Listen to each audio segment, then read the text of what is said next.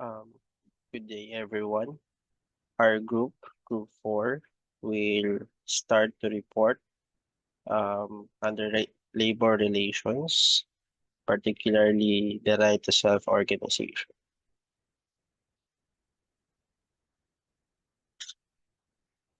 Basically, the right to self-organization is covered by Articles 253 to 255 of the Labor Code, as well as the DOLE Department Order number 40-03, Rule 2, Sections 1 to 2.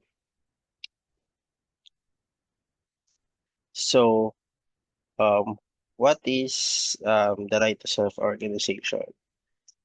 The right to self-organization includes the right to form, join, or assist labor organizations for the purpose of collective bargaining through representatives of their own choosing and to engage in lawful concerted activities for the same purpose for their mutual aid and protection.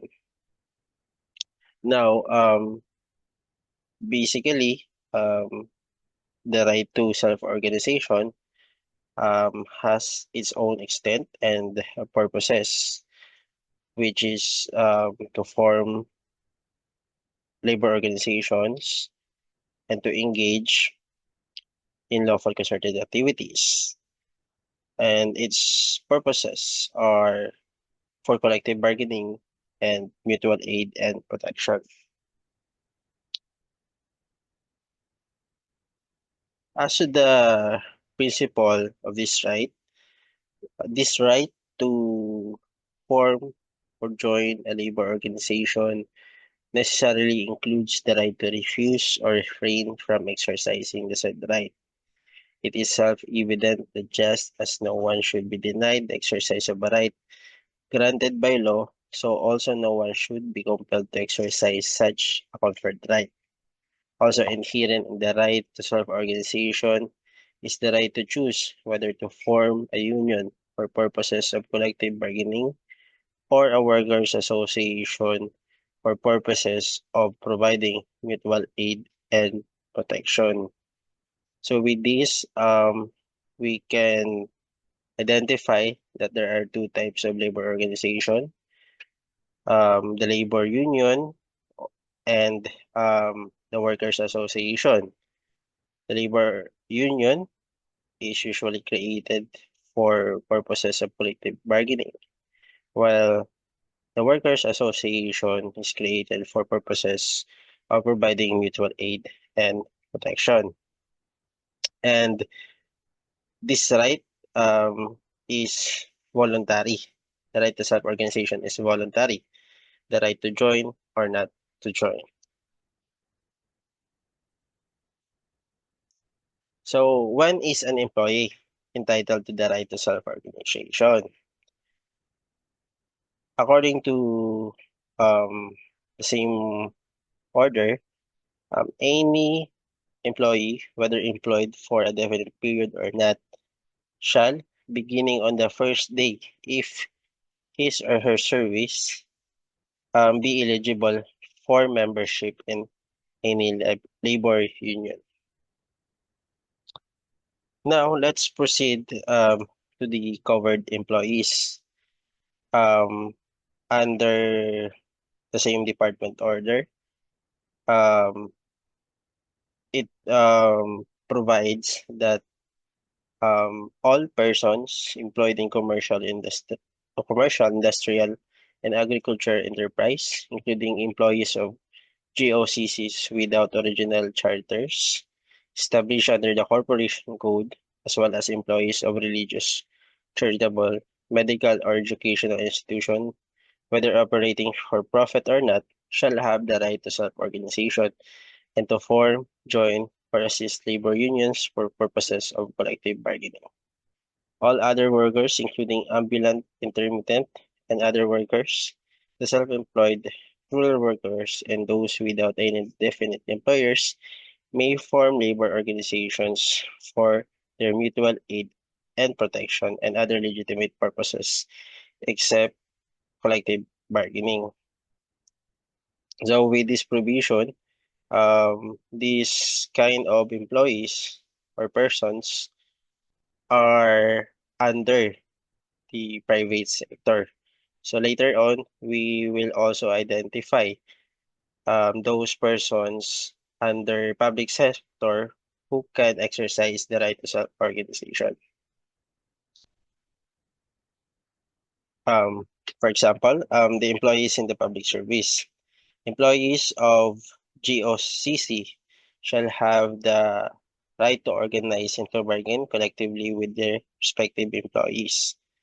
All other employees in the civil service shall have the right to form associations for purposes not contrary to law. Now, let's discuss the right of certain workers. First, the managerial employees. So generally, managerial employees shall not be eligible to form, join, or assist any labor union for purposes of collective bargaining. But according to case law, there are three types of managerial employees. Those that are in the frontline management, middle management, and the top management. And those from frontline are considered as supervisory employees, which um, has also the right to self-organization. So, supervisory employees may join, assist, or form collective bargaining units and or legitimate um, labor organizations of their own. Meaning, the supervisory employees may only exercise this right with their own level, meaning they cannot join the labor union or organization of the rank and file employees. And in case of mixed membership, the labor code provides that the improperly included members are deemed removed from such organization. Now, with regard to alien employees, um,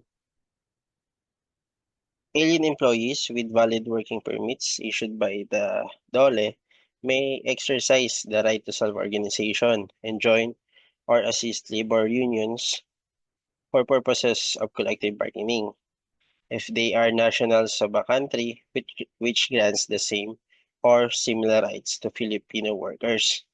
So the principle of reciprocity under international law is also involved when it comes to the right of alien employees to self-organization. For the working children, under the Child and Youth Welfare Code, um, working children have the same freedom as adults to join the collective bargaining union of their own choosing in accordance with existing law. So it is clearly provided that neither management nor any collective bargaining union shall threaten or coerce working children to withdraw as members of such union. For the home workers, they also have the right to form, join, or assist organizations of their own choosing in accordance with law. The registration of home workers organizations or associations following the requirements prescribed by law will vest legal personality thereto. So since 1992, under DOLE Department Order Number 5, um, it provides for the right to the home workers, and we should be reminded that these home workers referred to industrial home workers and not those to kasambahays or to employees who are merely working from home setup. Now, for employees of legitimate contractors. So we have already discussed this topic, but as far as the right to self-organization is concerned, an employee of a legitimate contractors is entitled to all the right and privileges due a regular employee as provided in the labor code, such as the right to self-organization, collective bargaining, and peaceful concerted activities, including the right to strike. But this cannot be exercised and invoked against the principal, but only against the independent contractor with employed, which employed them. So, based on our lesson, this is in connection with the principle that the employees of legitimate contractors are not the employees of the principal, meaning there is no employer-employee relationship between the contractual workers and the principal, but it is only limited to the employees and the contractors. For the employees of cooperatives, um, there is a case that provides um, for the employees of cooperatives rights to self-organization, particularly the Cooperative Rural Bank of Davao City Inc. versus Ferrer Calleja et al. Under this case, the right to collective bargaining is not available to an employee of a cooperative who at the same time is a member and co-owner thereof. With respect, however, to employees who are neither members nor co-owners of the cooperative, they are entitled to exercise the rights to self-organization, collective bargaining, and negotiation as mandated by the 1987 Constitution and applicable statutes. Um, for the summary of my report, um, we will discuss the persons who can exercise the right to self-organization versus the persons who cannot exercise right to self-organization. So as to those persons who can exercise such right, um, under private sector, those are persons employed in commercial, industrial, and agricultural enterprises, employees of GOCCs without original charters, established under the Corporation Code, employees of religious, charitable, medical, or educational institutions, whether operating for profit or not. Front-end managers, commonly known as supervisory employees. Now, for item number 4, in order to enlighten or to guide you with the distinction among supervisory, managerial, and rank and file employees, you may read um, the definitions under Article 219 of the Labor Code. For number 5, alien employees. Number 6, working children. 7, home workers. And lastly, employees of cooperatives and employees of legitimate contractors. For public sector, who can exercise right to self-organization, um, all the rank and file employees of all branches, subdivisions, instrumentalities, and agencies of government, including GOCCs with original charters.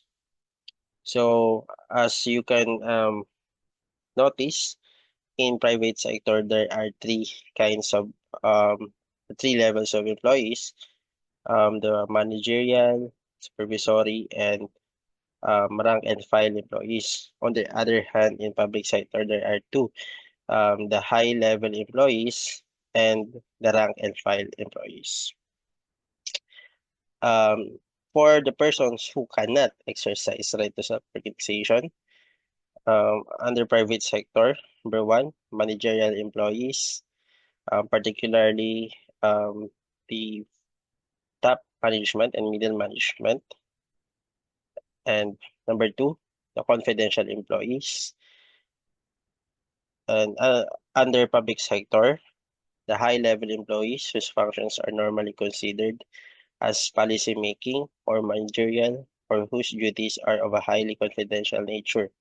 Members of the AFP, police officers, policemen, firemen, and jail guards. So the basis of this provision is based on Executive Order 180. Um, Going back to confidential employees, this will be further discussed by my groupmate, Mr. Lopez, which is also related to the right to self-organization. That ends my report. Thank you.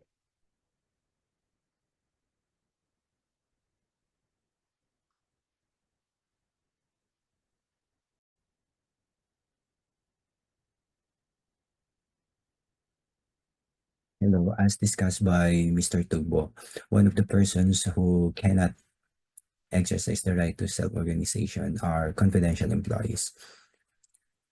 Who are confidential employees? A confidential employee is one entrusted with confidence on delegate or with the custody, handling, or care and protection of the employer's property. Confidential employee may be rank and file or supervisory employee, but because in the normal course of his duties, he becomes aware of management policies relating to labor relations. He is not allowed to assist, form, or join a rank and file union or supervisory union as the case may be. His exclusion from the bargaining unit is justified under the confidential employee rule. What are the criteria to be considered as confidential employee? The two criteria are cumulative and both must be met if an employee is to be considered a confidential employee. That would deprive him of his right to form, join, or assist a labor organization. First, by the nature of his functions, assist or act in a confidential capacity, and the persons or officers who formulate, determine, and effectuate management policies, specifically in the field of labor relations. Confidential employees, by reason of their positions or nature of work, are required to assist or act in a fiduciary manner to managerial employees. They are likewise privy to sensitive and highly confidential record. Confidentiality must related to labor relations and not a business standpoint. An employee must assist or act in confidential capacity and obtain confidential information relating to labor relations policy. Exposure to internal business operations of the company is not per se a ground for the exclusion in the bargaining.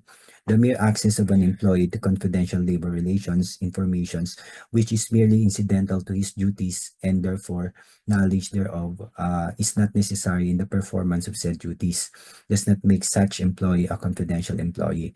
If access to confidential labor relations information is to be a factor in the determination of an employee's confidential status, such information must relate to the employer's labor relations policies. Therefore, access to information which is regarded by the employer to be confidential from the business standpoint, such as financial information or technical trade secrets, will not render an employee a confidential employee under this rule. An employee may not be excluded from the appropriate bargaining unit merely because he has access to confidential information concerning the employer's internal business operations, which is not related to the field of labor relations. Confidentiality must not only related to labor relation, as held by the Supreme Court in case of Michael Santos versus Hang Plastic. Confidential employee not only as someone involved in labor relations, but also as anyone entrusted with the care and custody of the employer's money or property. Doctrine of necessary implication. Article 255 of the Labor Code singles out managerial employees as ineligible to join, assist, or form any labor organization. Under the doctrine of necessary implication, confidential employees are similarly disqualified. This doctrine states that what is implied in a statute is as much a part thereof as that which is expressed. Labor Code also limits the ineligibility to join, assist, or form a labor organization. Jurisprudence has extended to this prohibition to confidential employees or those who, by reason of their positions or nature of work, are required to assist or act in a fiduciary manner to managerial employees and therefore are likewise privy to sensitive and highly confidential records. Note that the confidentiality may attach to a managerial or non-managerial position. Confidentiality is not determined by rank but by the nature of his job. Does the Labor Code directly prohibit confidential employees from engaging in union activities?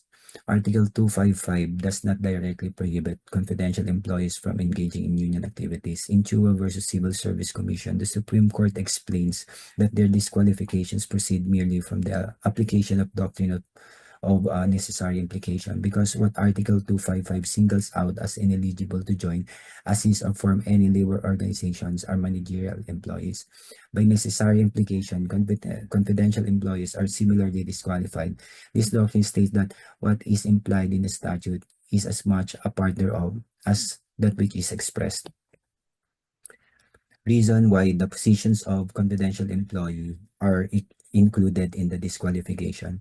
The jurisprudence simply stated, in the collective bargaining process, managerial employees are supposed to be on the side of the employer to act as its representatives and to see to it that its interests are well protected. The employer is not assured of such protection if managerial employees themselves are union members. Collective bargaining in such situation can become one-sided. It is the same reason why the positions of confidential employees are included in the disqualification found in Article 255, as if such disqualification was written in the provision. If confidential employees could unionize in order to bargain for advantages for themselves, then they could be governed by their own motives rather than the interests of the employer. Moreover, unionization of confidential employees for the purpose of collective bargaining would mean the extension of the law to persons or individuals who are supposed to act in the interest of the employers. It is not far-fetched that in the course of the collective bargaining negotiations, they might jeopardize the interests which they are duty-bound to protect. Confidential employees are excluded from joining labor organization under the doctrine of necessary implication. If confidential employees could unionize in order to bargain for advantages for themselves, they could be governed by their motives rather than the interests of the employers. They become the source of undue advantage. Said employees may act as spy or spies of either party to collective bargaining agreement. Yeah, based on jurisprudence, the following are considered confidential employees under the confidential employee rule. First, accounting personnel and radio and telegraph operators, division secretaries, staff of general management personnel and industrial relations, department secretaries of audit, EDP, and financial systems. Third, legal secretaries who are tasked with, among others, the typing of legal documents, memoranda, and correspondence, the keeping of records and files, the giving of and receiving notices, and such other duties as required by the legal personnel of the corporation. Fourth, executive secretaries of the general manager and the executive secretaries of the quality assurance manager. product development manager, finance director, management system manager, human resources manager, marketing director, engineering manager, materials manager, and production manager were also considered confidential employees since they have access to vital labor information.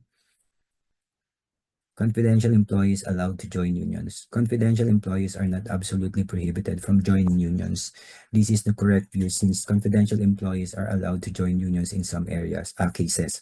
For instance, in southern Philippines, the inclusions of the confidential rank and file employees in the bargaining unit of rank and file employees was upheld by the Supreme Court. Much earlier, the High Court proclaimed in Phil Oil that confidential rank and file employees may join the union of supervisors, especially in a situation where the confidential employees are very few in number and are by practice and tradition identified with the supervisors in their role as representatives of management. The rank and file employees.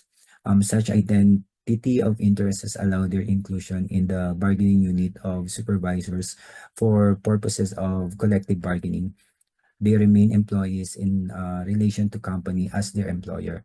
This identity of interest logically calls for their inclusion in the same bargaining unit and at the same time fulfills the law's objective of ensuring to them the full benefit of their right to self-organization and to collective bargaining, which could hardly be accomplished if the respondent association's membership were to be broken up into 5 separate ineffective tiny units. Jurisprudence, therefore, has established that there is no legal prohibition against confidential employees who are not performing managerial functions to form and join a union.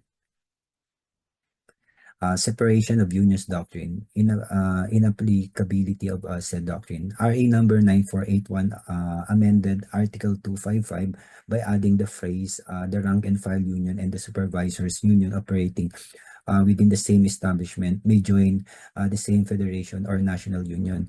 By reason of this amendment, the so-called separation of unions doctrine enunciated in Alas lithographic and in the related cases no longer applies.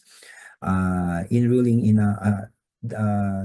Coastal Subic Bay no longer applies as the law itself now explicitly allows the more extreme situation of a rank and file union and supervisors union operating within the same establishment, joining one and the same federation or national union as affiliates thereof. When the Supreme Court declared that both the supervisory union and rank and file union, which have separately affiliated with different federations, with commonly or common set of officers have not attained the status of legitimate labor organizations. Thank you. That the end of my discussion.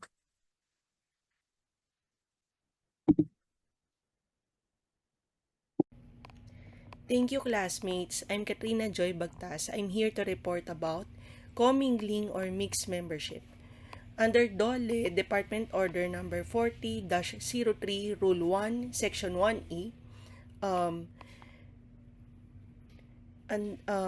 by the virtue of Executive Order Number 126, the reorganizing of Ministry of Labor and Employment and for other purposes. Under the provision of Section 22, a National Conciliation and Mediation Board, herein referred to as the Board, is hereby created in which shall absorb the conciliation, mediation, and voluntary arbitration functions of the Bureau of Labor Relations in accordance with Section 29C hereof. The board shall be composed of an administrator and 2 deputy administrators. It shall be an attached agency under the administrative supervision of Minister of Labor and Employment. Under commingling and mixed membership, unions are formed independently by supervisory and rank and file employees in a company may legally affiliate with the same federation. The fact that the 2 groups of workers are employed by the same company and are affiliated with one and the same federation is not sufficient to justify the conclusion that they are one. It was held in the Adamson and Adamson Incorporated versus CIR. In the case of Heritage Hotel Manila versus Secretary of Labor and Employment, wherein the petitioner, the Heritage Manila, contested actions taken by Secretary of Labor and Employment. The arbiter Thomas F. Falco Nitin and the National Union of Workers in the Hotel, Restaurant, and Allied Industries Heritage Hotel Manila Supervisors Chapter. The dispute centered on the issues arising from a petition for certification election filed by the federation or union to represent all supervisory employees of the hotel.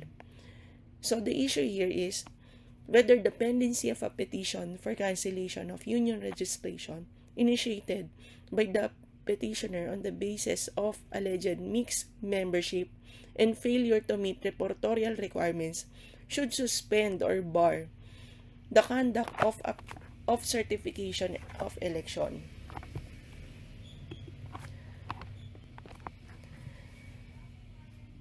The decision is no.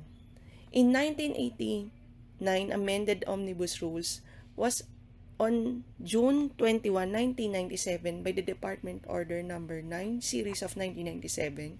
Among the amendments was the removal of the requirement of indicating the petition for certification election that there was no commingling of rank and file and supervisory employees in the membership of the labor union. This was the prevailing rule when the court promulgated Tagaytay Highlands, declaring therein that mixed membership should have no bearing on the legitimacy of a registered labor organization, unless the commingling was due to the misrepresentation, false statement, or fraud as provided in Article 239 of the Labor Code. Presently, then, the mixed membership does not result the illegitimacy of the registered labor union unless the same was done through misrepresentation, false statement, or fraud according to Article 239 of the Labor Code. It was stated and manifested in the case of Air Philippines Corporation versus Bureau of Labor and Bureau of Labor Relations. The same jurisprudence was also reflected in the following cases: the Holy Child Catholic School versus Santo Tomas, and SMCC Super versus Charter Chemical and Coating Corporation. My second report is about Article 256, the effect of inclusion as members of employees outside the bargaining unit. The inclusion as union members of employees outside the bargaining unit shall not be a ground for the cancellation of the registration of the union. Said employees are automatically deemed removed from the list of membership of the said union. The legal basis for the petition for cancellation is merely prescribed the requirement for eligibility in joining a union and did not prescribe the grounds for cancellation of union registration. The inclusion in a union of disqualified employees is not among the grounds for cancellation unless such inclusion is due to misrepresentation, false statement, or fraud under the circumstances enumerated in sections A and C of Article 239 of the Labor Code. Meanwhile, under Article 245, barring of supervisory employees from joining the union of rank and file employee is not even a ground for cancellation of union registration. So that concludes my report. Thank you.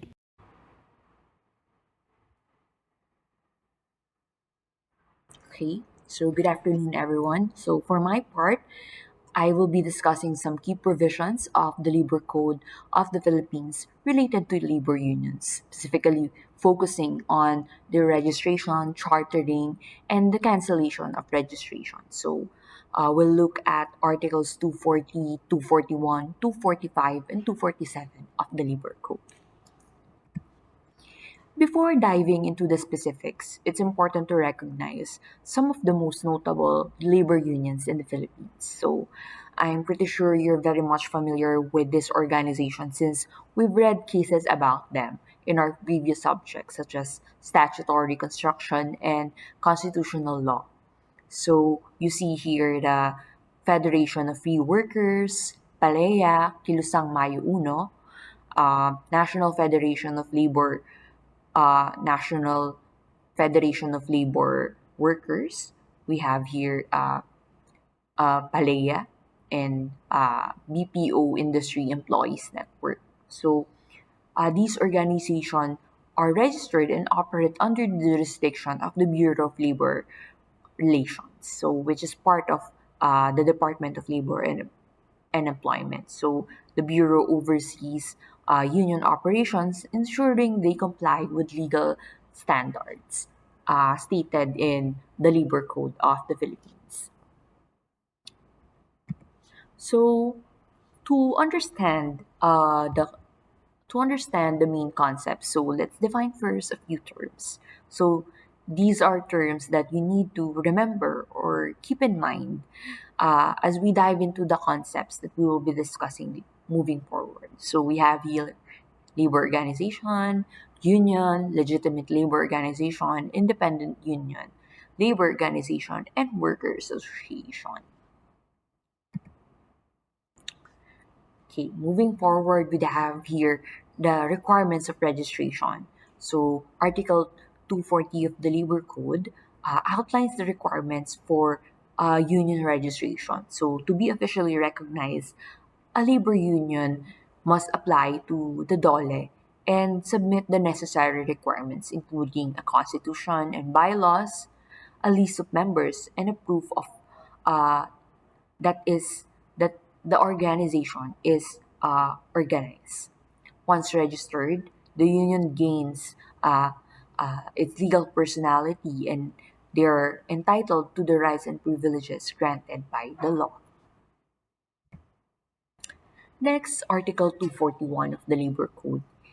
Uh, this chapter deals with chartering and the creation of local chapters within labor organizations. So once a union is registered, it can establish local chapters or affiliates under a larger federation or confederation. So these chapters are also required to register to DOLE to ensure their legal recognition. So chartering helps unions operate on a broader scale, offering better representation for workers across the regions.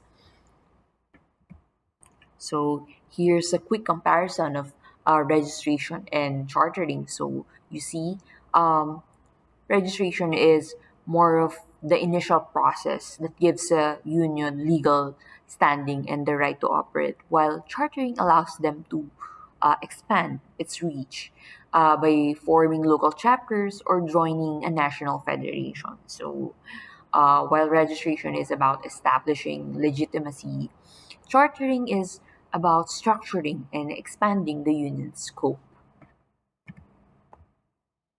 Next. um, we've talked about how a union is registered or how they start. Um, Here, Article 245 addresses the cancellation of registration. So, a union's registration can be canceled by the DOLE if it fails to comply with legal requirements or engages in unlawful activities. This action ensures that only legitimate unions operate and protects workers from unscrupulous organizations. So, the cancellation of process can be initiated if the union does not maintain its legal standing, such as failing to submit required requirements or reports to the DOLE. So, Article 247 provides the grounds for cancellation of union registration. So, the following may constitute grounds for cancellation of union registration. So, such as presentation, false statement, or fraud in connection with the adoption or ratification of the Constitution and bylaws or amendments thereto, the minutes of ratification, the list of members who took part in the ratification. So we also have misrepresentation or false statements or fraud in connection with the election of officers, minutes of the election of officers, and the list of voters. And lastly, voluntary dissolution by the members. So um, these include the ceasing of, if any of these conditions are met, so the DOLE can revoke the union's registration. However, the union has also the right to appeal this decision. So, Article 248 finally provides for voluntary cancellation of registration. So, if a union wishes to disband, it can request to have its registration canceled voluntarily. So, this can happen if the union decides to dissolve itself, merge with another organization, or simply cease operations. So, the DOLE will process this request, ensuring that the process is done lawfully. So this is the last slide for my presentation. So in conclusion, Articles 240, 241, 245, 247, and 248 of the Labor Code provide a structured framework for the registration, chartering, and cancellation of labor unions in the Philippines. So these provisions ensure that unions operate legally and fairly, protecting the rights of workers, Filipino workers, and ensuring that only legitimate unions can represent our workforce. So thank you for your attention. So, um, in the next slides, my group mates will discuss more concepts under our assigned topic. Thank you and have a good day.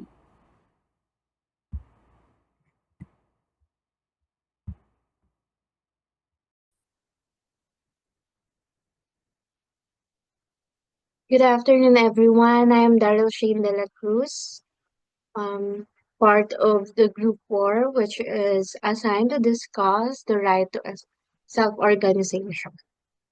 So, in the context of Philippine labor law, the self-organization means employees have the legal right to form, join, or assist labor organization of their choosing, and to engage in collective bargaining and other concerted activities for mutual aid and protections.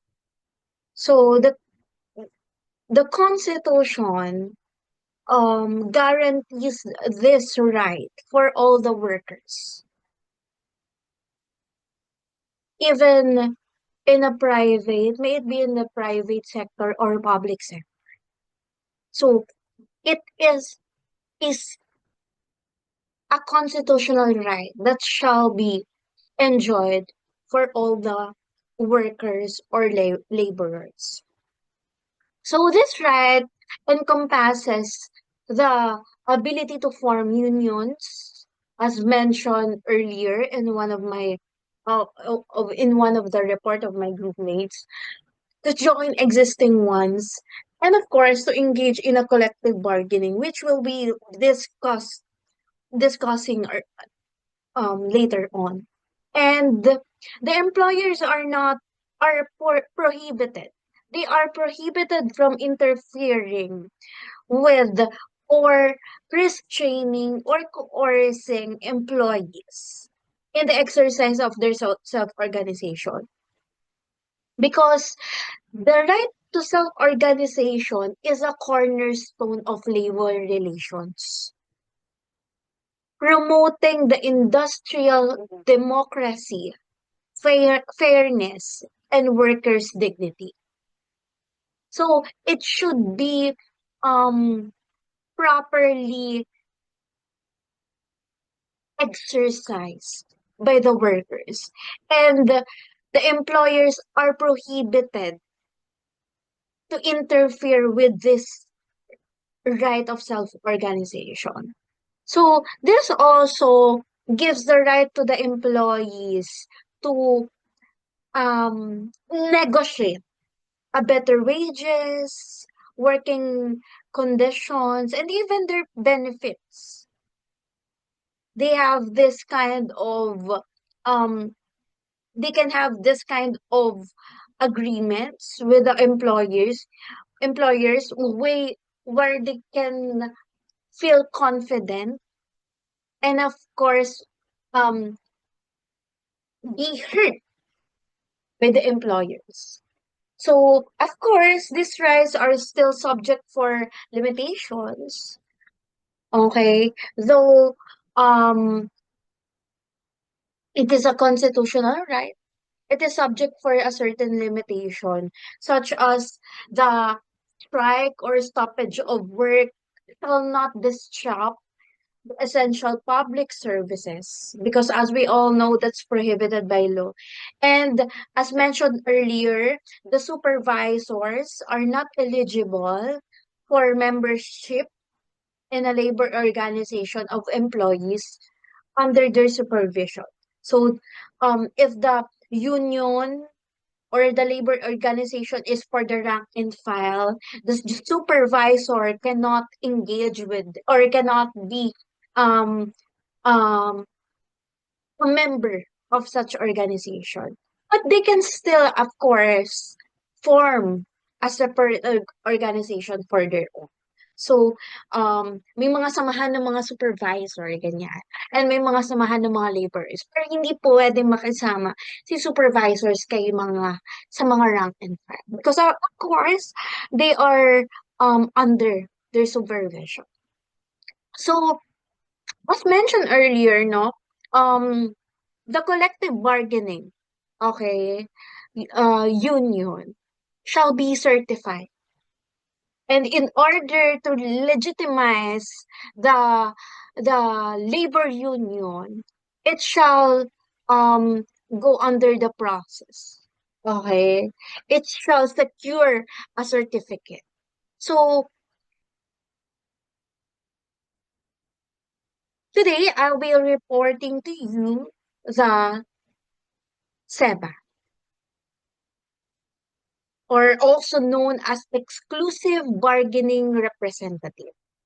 Okay. So SEBA, it refers to the legitimate labor union duly recognized or certified as the sole and exclusive bargaining representative or agent of all the employees in bargaining unit. As mentioned earlier, okay, the a bargaining unit shall have the only one, okay? There shall be only one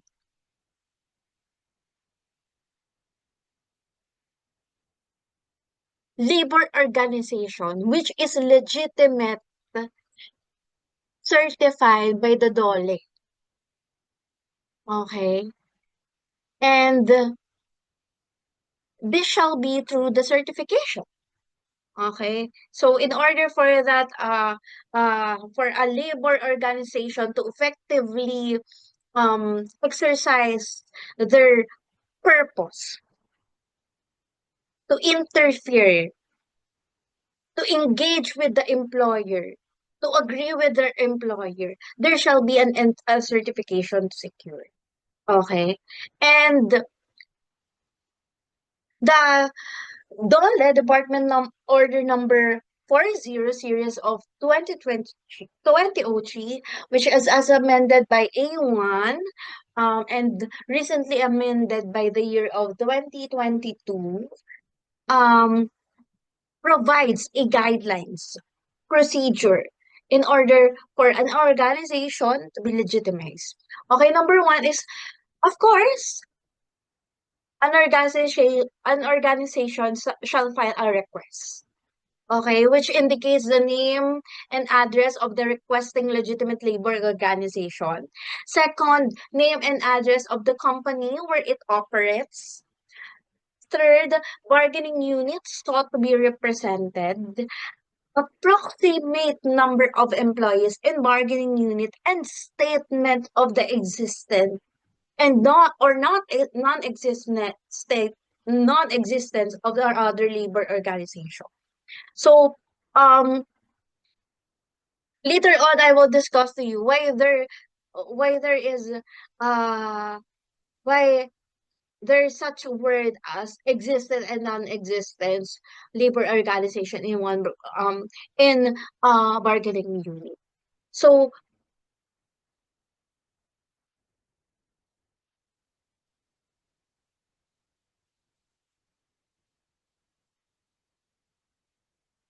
okay. So of course, okay, in order to file a certification, it it shall be filed by any legitimate labor organization, and it should be filed in a regional office which issued a certificate of registration or certificate of creation of charter law. So if the um if the regional office of Quezon City is the one who issued the certificate of registration, there shall be the filing of of the said request also. Okay. And the third step or procedure is the regional director shall act the request. So, within one day, ganun kabilis po, no? Within one day from the submission of the request. So long as that the documents are complete,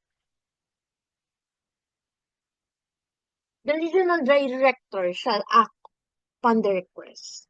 So she or he or the regional director shall determine whether the request is compliant with the section 2 and whether the bargaining unit sought to be represented is organized or not. So they are the one who will um review the application request. And second is of course request a copy of the payroll as one of the evidence that the labor organization is indeed belong in a bargaining unit.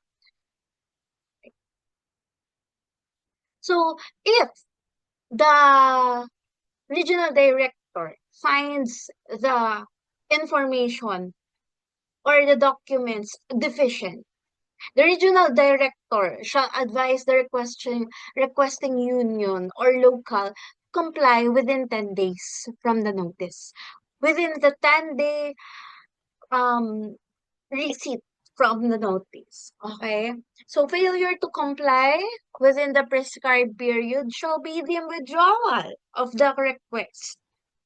Okay? And if the um regional director also finds that the establishment is unorganized with only one legitimate labor organization, the regional director shall call a conference within 5 working days for the submission of first names of the employees in the proposed covered bargaining unit who signify their support for the certification, provided that the said employees comprises at least majority of the number of the employees in the covered bargaining unit.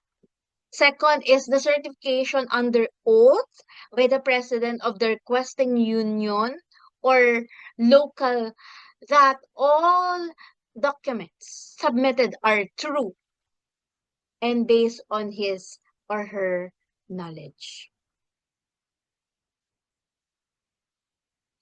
So the submission shall be presumed to be true. Okay, so there's a presumption that once the documents are submitted before the regional office, the regional director and the staff presume that it is true, unless someone contested under oath by any member of the bargaining unit during the validation conference, which was mentioned earlier. So, for this purpose, the employer of or any representative of the employer shall not be deemed a party in interest, but also a bystander to the process of the certification. And should the management fail or refuse to provide the payroll, which was one of the um, requirements during the validation conference, despite the directive of the or by the regional director, the list of employees in the bargaining unit as certified under oath by a union president or any similar document provided by the requesting union or local that may either regional director shall be used in the validation conference. So even if there's an unsubmitted payroll document, the list of employees in the bargaining unit is sufficient for a regional director to forego on the processing of the certification.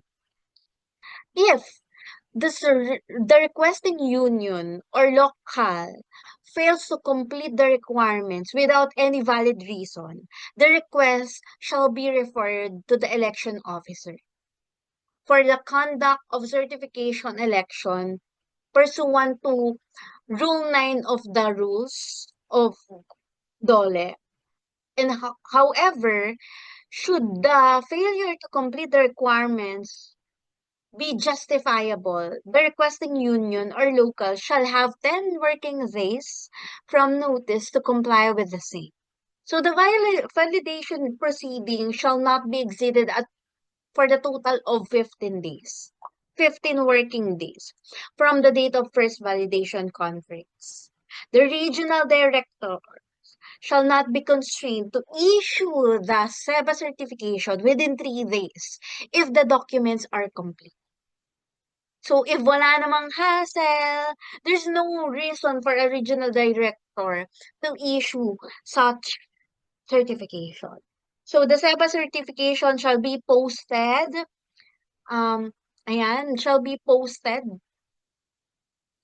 shall be posted by the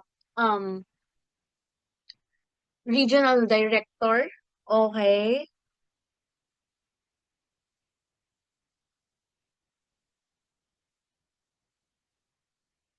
For the period of 15 days. So at least 2 conspicuous places in the establishment are covered by the bargaining unit. So again, if my incomplete documents, okay, during the validation report, if may hindi nagpasa or what, it shall be remanded to the election officer.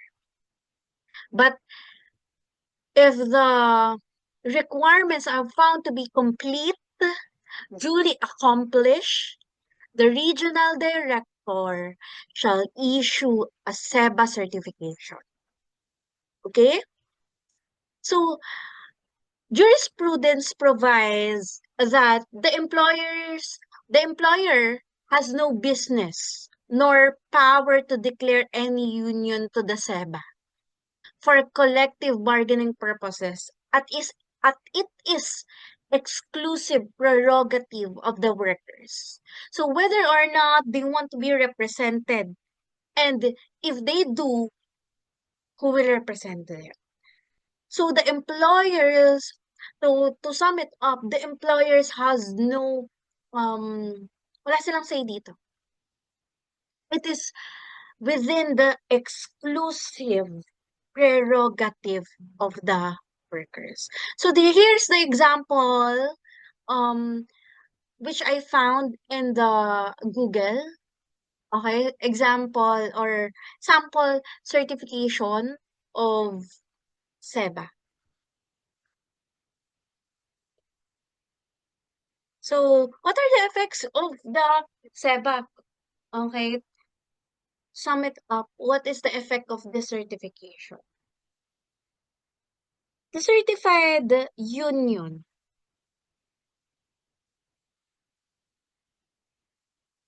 or local shall enjoy all the rights and privileges of an exclusive bargaining agent of all the employees in the covered in the bargaining unit. So this certification shall bar the filing of any labor organization for a period of 1 year from the date of its issuances. So walang iba ang pwedeng mag-file. Sila lang muna. Walang pwedeng makapag-disturb sa kanilang possession as a bargaining agent of the employees for the period of 1 year. And upon the expiration of this 1 year period, any legitimate labor organization may file a application in the same bargaining unit represented by the certified labor organization unless a collective bargaining agent between the employer and the certified labor organization was executed and registered with the regional office in accordance with the labor code. So that ends my report. Again, I am Daryl Shane de la Cruz. Thank you for listening.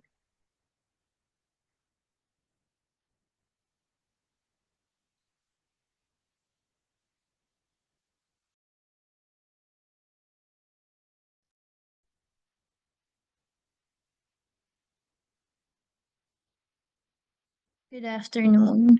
I'm Miss Empleo and I'll continue to discuss what Miss Shane Darrell discussed.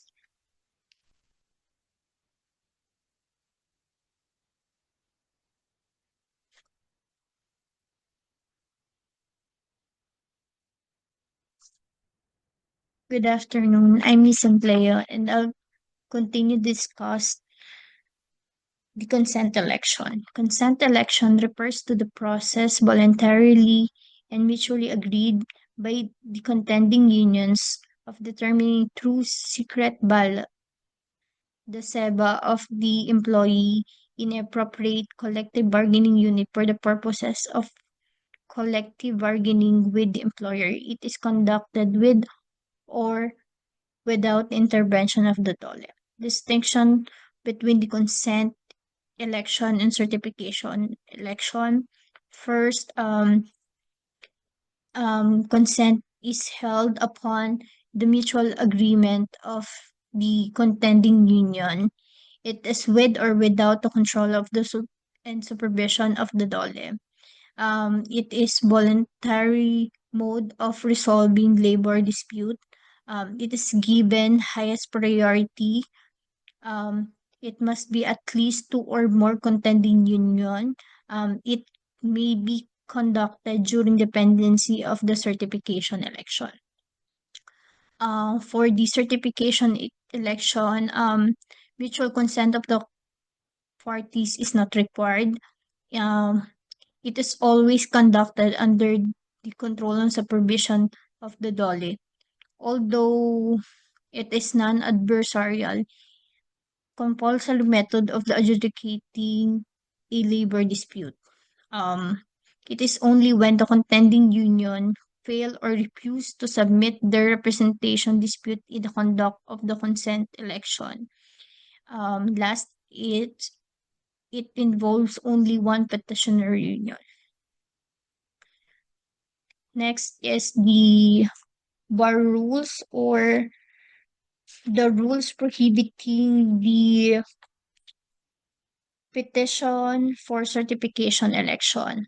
Under the general rule, in absence of CBA duly registered in accordance with Article 237 of the Labor Code, a petition for certification election may, as a general rule, be filed anytime except when it is prohibited under any of the following bar rules. There are 5 exemptions. First is the contract bar rule, statutory certification year, negotiation bar rule. Last is the bargaining deadlock rule. First, bar rule is the contract bar rule. Under this rule, the existence of the CBA bars the filing of PCE, meaning no PCE or any other action should be entertained that may disrupt the administration of the duly registered CBA. Further, no party should terminate nor modify such agreement during its lifetime, meaning the inter-union electoral contests are therefore not allowed. As to duration, no PCE questioning the majority of the incumbent SEBA shall be entertained, and no certification elections shall be conducted by the DOLE outside the 60-day freedom period immediately before the expiry of such 5-year term of the SEBA. There are 3 purposes. First is the certification election may only be entertained within the 60-day freedom period. Any PCE filed before or after the 60-day period should be dismissed outright. Second is that when there exists a CBA, it is duty of the parties to keep the status quo and to continue in full force and effect and the term and condition of the existing agreement during the 60-day period until a new agreement is reached by the parties. Last is that at the expiration of the 60-day freedom period, the employer should continue to recognize the majority of the incumbent bargaining agent where no PCE challenging such majority status is filed by any other union. As to however, the contract bar rules admits of several exemptions where PCE may be validly filed. There are 11 exemptions. First is during the 60-day freedom period. Second is when the CBA is not registered. Third is although registered, it contains provision lower than the standard fixed by law or it is declared illegal. Fourth is when the documents supporting the CBA's registration are falsified, fraudulent, or tainted with misinterpretation. When the CBA is not complete. Six is the CBA was extended during its term. Next is when there is a schism in the union resulting in industrial dispute. Eighth is when there is a automatic renewal provision in the CBA. Ninth is when the CBA does not foster industrial stability. 10th is the nature of the operation substantially changes. Last is the CBA executed before any employees are hired. As to applicability in the cases of prematurely negotiated and concluded CBA, there are 3 instances. First is the premature negotiated conclusive of CBA. It is premature in a sense that it should have been negotiated and concluded only when the union has already been certified as CBA. Next is the effect on the prematurely concluded CBA of PCE filed by the rival union. A prematurely concluded CBA, even if ratified by majority of the employees of the collective bargaining unit, cannot deprive the rival unions of the right to certify as new SEBA. Last is the effect if no PCE is filed by the rival during the freedom period. the validity of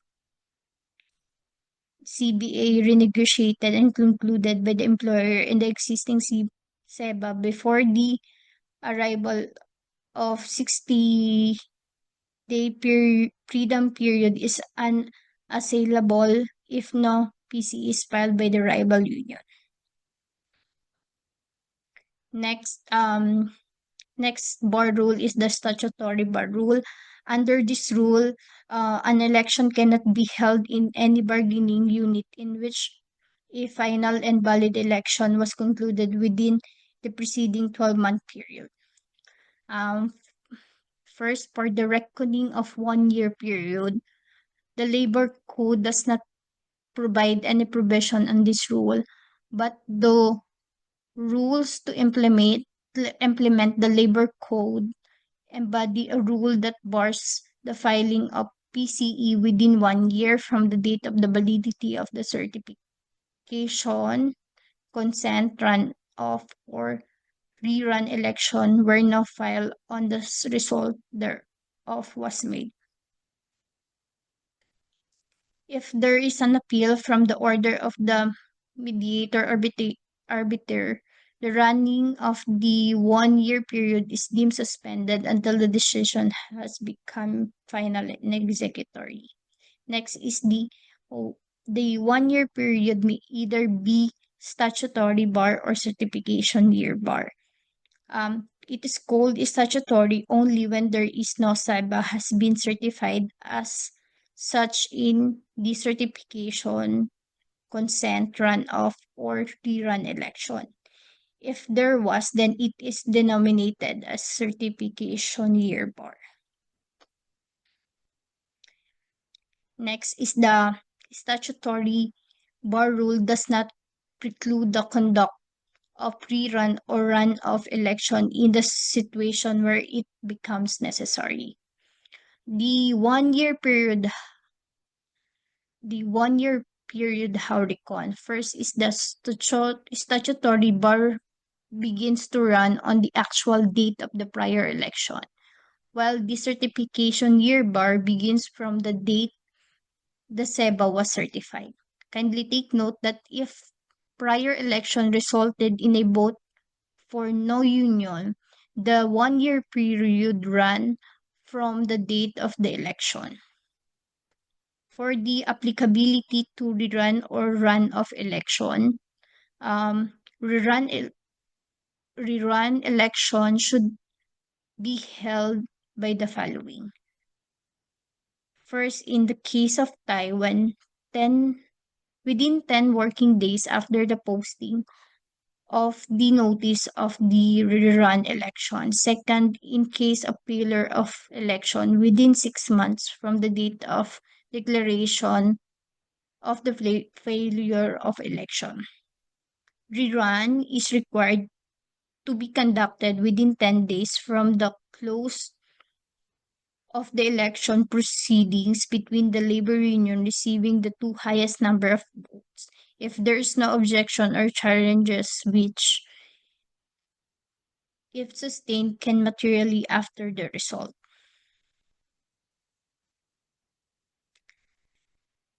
Last bar rule under my assigned topics is the certification year bar rule. Under this rule, it provides that the collective bargaining negotiation between the employer and the SEBA should be given within 12 months following the certification of the latter as SEBA. These rules thus prevents the holding of the new certification election until the parties had 1 year to bargain. As to certification, the period when the CBA negotiation must commence after the union has been certified as SEBA. The labor code does not provide any provisions when the CBA negotiation process should start. However, under the rules to implement the Labor Code provides that when the mediator arbiter may dismiss the PCN if the same is filed within the 1 year reckoned and counted by the following: from the date of the SEBA certification is issued by the DOLE, and second, when from the date of the issuance of the certification as SEBA. Kindly take note that the item number 2 above, where a distinction for the statutory and certification bar rule should be made between reckoning period of 1 year, as 1 year in the former should be counted from the date of election, while the 1 year period in the latter should be date of the certification of the SEPA. As to effect of failure to commence and to interrupt of the 1 year period, if the SEBA fails to commence the collective bargaining processes within the said period, its being SEBA may be questioned by another union through the filing of a new PCE. For the interruption of the running of 1 year period, where an appeal has been filed from the order of the mid-arbiter certifying the result of the election, the running of 1 year period is deemed suspended until the decision of the appeal has become final and executory. That's all for my report. Thank you.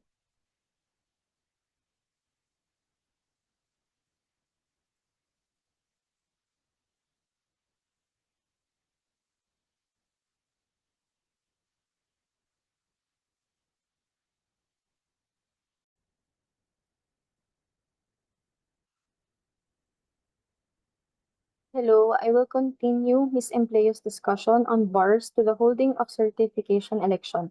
I will be discussing the negotiations bar rule, bargaining bar rule, runoff, and rerun. The applicable law or provision in this discussion is found in Section 3, when to file a petition for certification election. A petition for a certification election can be filed anytime. However, there are exceptions. This includes voluntary recognition, previous election, and pending appeal. The negotiations bar rule ensures that labor relations are orderly, prevents constant disruption from new election petitions or renegotiations, and guarantees that both employers and employees can engage in collective bargaining with a clear timeline and structure. Under the negotiations bar rule, no petition for certification of election should be entertained from the moment the sole and exclusive bargaining agent and the employer have commenced and sustained negotiations in good faith and in accordance with Article 261 of the Labor Code within a period of 1 year from the date of valid certification. Once collective bargaining agreement negotiations commence, and while the parties are engaged in this process, no challenging union is allowed to file the petition for certification of election. A petition for certification election cannot be filed within 1 year after voluntary recognition or after a valid election has been held within the bargaining unit. If an appeal is pending regarding the election results, the 1 year waiting period is paused until the appeal is resolved. It ensures that a certain period of stability exists within the workplace so both workers and employers can fulfill their obligations under the existing collective bargaining agreement before new negotiations begin or before new unions seek representation. Question: is there a law or rule which imposes a time limitation as to when the parties should negotiate a collective bargaining agreement? The answer is none. The parties may negotiate without being constrained by any time restrictions. During this period, no petition for certification of election may be filed. A collective bargaining deadlock refers to a situation where there is a failure in the collective bargaining negotiations between the sole and exclusive bargaining agent and the employer, resulting in a stalemate. When there is a deadlock, a petition for certification of election may not be entertained. This is applicable when an incumbent SEBA has submitted to conciliation, compulsory or voluntary arbitration, or has become the subject of a valid notice of strike or lockout. This bar applies even to similar circumstances, even if there is no actual deadlock. The provision should be liberally interpreted to prevent a circumvention of the law by employers to prevent a certified bargaining agent from negotiating a collective bargaining agreement. When does the bargaining deadlock rule not apply? This does not apply when no such bargaining deadlock submitted to conciliation or arbitration or had become the subject of a valid notice, strike, or lockout. Another provision which applies to the bar rule is DOLE Department Order Number 4003, Rule 17, Section 7 as amended. No petition questioning the majority status of the incumbent union or filing a certification election can be entertained if filed outside the 60-day period immediately preceding the expiration of the 5-year term. The representation status of the incumbent exclusive bargaining agent is 5 years from the effective date of the collective bargaining agreement. No petition questioning the majority status of the incumbent union or filing of a certification of election can be entertained if filed outside the 60-day period immediately preceding the expiration of the 5-year term. If a new CBA is signed during the 5-year term, the representation status of the bargaining agent is not affected, whether it's a single enterprise or multi-employer bargaining.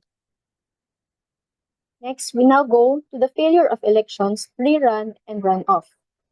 The significant or applicable law, rules, and regulations here can be found in DOLE Department Order Number 4003, Rule 9, Sections 17 to 19 as amended. What is a failure of elections? A failure of election in the context of the Labor Code is where the number of votes cast in a certification or consent election is less than the majority of the number of eligible voters and there are no material challenge votes. The election officer shall declare a failure of election in the minutes of the election proceedings. Section 18 provides us with the effect of failure of election. A failure of election shall not bar the filing of a motion for the immediate holding of another certification or consent election within 6 months from the date of declaration of failure of election.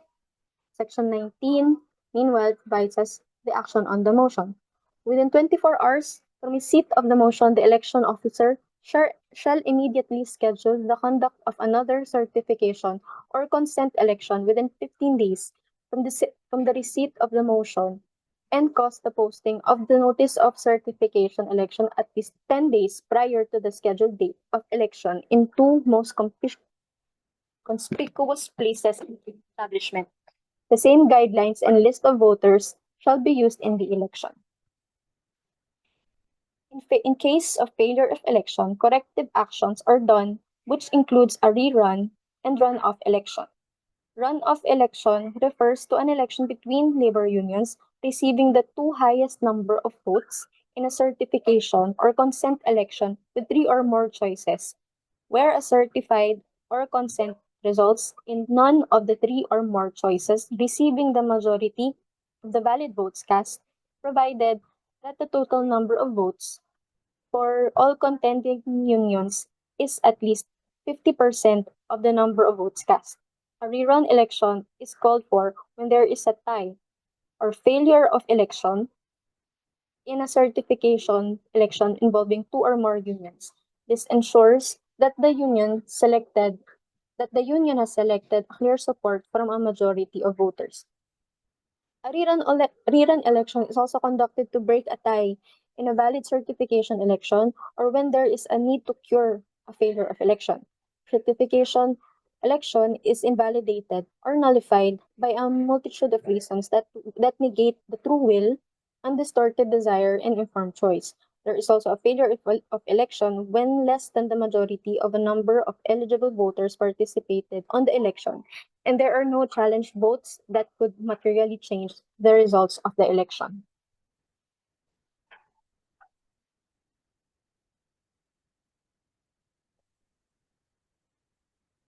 I am John Anthony Perez and will continue to discuss employer as a bystander rule.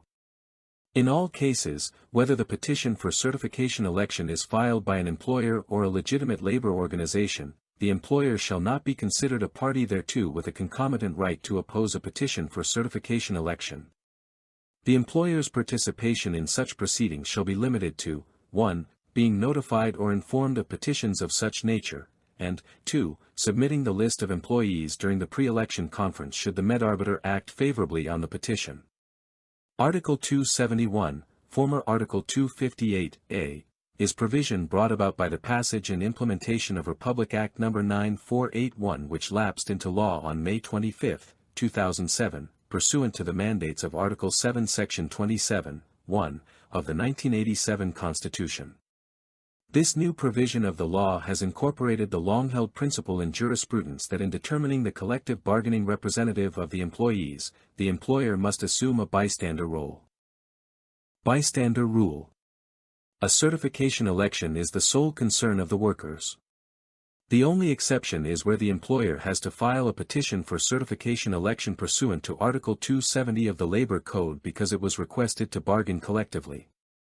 Thereafter, the role of the employer in the certification process ceases. It becomes merely a bystander. In the case of the Heritage Hotel Manila against Secretary of Labor and Employment. Basic in the realm of labor union rights is that the certification election is the sole concern of the workers, and the employer is deemed an intruder as far as the certification election is concerned. Thus, the petitioner lacked the legal personality to assail the proceedings for the certification election, and should stand aside as a mere bystander who could not oppose the petition, or even appeal the medarbiter's orders relative to the conduct of the certification election. Except when it is requested to bargain collectively, an employer is a mere bystander to any petition for certification election. Such proceeding is non-adversarial and merely investigative. For the purpose thereof is to determine which organization will represent the employees in their collective bargaining with the employer. The choice of their representative is the exclusive concern of the employees. The employer cannot have any partisan interest therein, it cannot interfere with, much less oppose the process by filing a motion to dismiss or an appeal from it. Not even a mere allegation that some employees participating in a petition for certification election are actually managerial employee will lend an employer legal personality to block the certification election. The employer's only right in the proceeding is to be notified or informed thereof. The petitioner's meddling in the conduct of the certification election among its employees unduly gave rise to the suspicion that it intended to establish a company union. For that reason, the challenges it posed against the certification election proceedings were rightly denied. In the case of Notre Dame of Greater Manila against Ledesma, employer are strangers to these proceedings. They are forbidden from influencing or hampering the employee's rights under the law. They should not in any way affect, much less stay, the holding of a certification election by the mere convenience of filing an appeal with the Labor Secretary. To allow them to do so would do violence to the letter and spirit of welfare legislations intended to protect labor and to promote social justice. In the case of Trade Unions of the Philippines and Allied Services, TUPAS, against Trajano. On a matter that should be the exclusive concern of labor, the choice of a collective bargaining representative, the employer is definitely an intruder. His participation, to say the least, deserves no encouragement. This court should be the last agency to lend support to such an attempt at interference with a purely internal affair of labor. Thank you.